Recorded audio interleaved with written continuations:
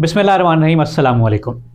इससे कबल भी एक वीलाग में कहा था कि जब तक तहरीक इंसाफ के सोशल मीडिया चलाने वालों को लगाम नहीं डाली जाती, तहरीक इंसाफ की मुश्किलात कम नहीं हो सकती। आज एक बार फिर कह रहा हूं कि तहरीक इंसाफ की संजीदा क़यादत को चाहिए कि वह हुकूमत और इस्टेब्लिशमेंट से रब्ता कायम करे और जिस बातचीत और डायलाग की ज़रूरत है उसके रास्ते खोले। इन राब्तों को मीडिया से छुपाए रखें, वरना ऐसे किसी सियासी अमल का कोई मुस्बत नतीजा नहीं निकल सकता।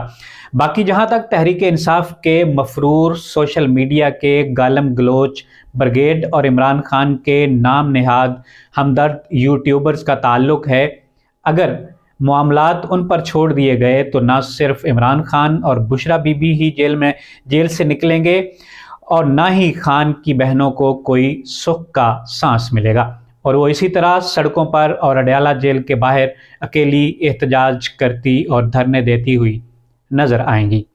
शहबाज गिल, कासिम सूरी जैसे मफरूर और तहरीक इंसाफ के हज़ारों social media activist social media पर या मुल्क से बाहर बैठकर इमरान खान के लिए नाम नेहाद जंग करते हुए दूसरों को गालियां देते हैं।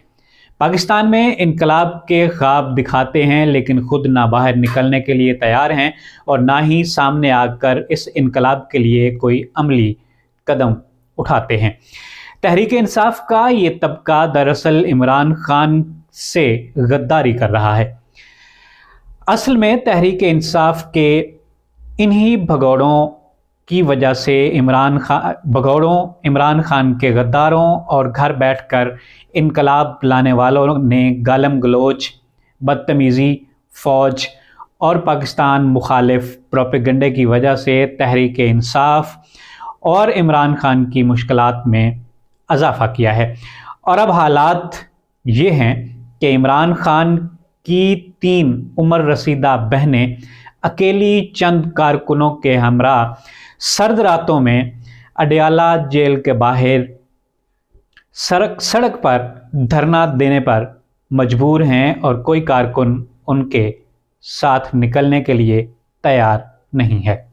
जब आग लगाने वाले और आग भड़काने वाले तहरीक इंसाफ के भगौड़े और खान के लाखों नाम नेहाद टाइगर्स की हकीकी आज़ादी की सारी लड़ाई छुपकर सोशल मीडिया के ज़रिए हो रही है, इनका हकीकी आज़ादी का तो कोई नामो निशान नज़र नहीं आ रहा। अलबत्ता इनके इस रवैये से इमरान खान, बुशरा बीबी और उनके ख़ानदान के अफराद के लिए परेशानियां और मुसीबतें ज़रूर बढ़ रही हैं।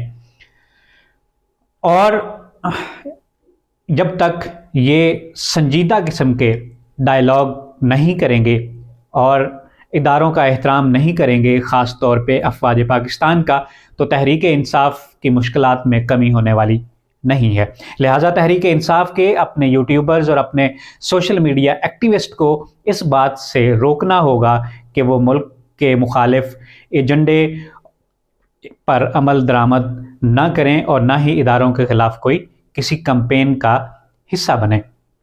आज के लिए इतना ही, इजाज़त दीजिए। अल्लाह निगहबान।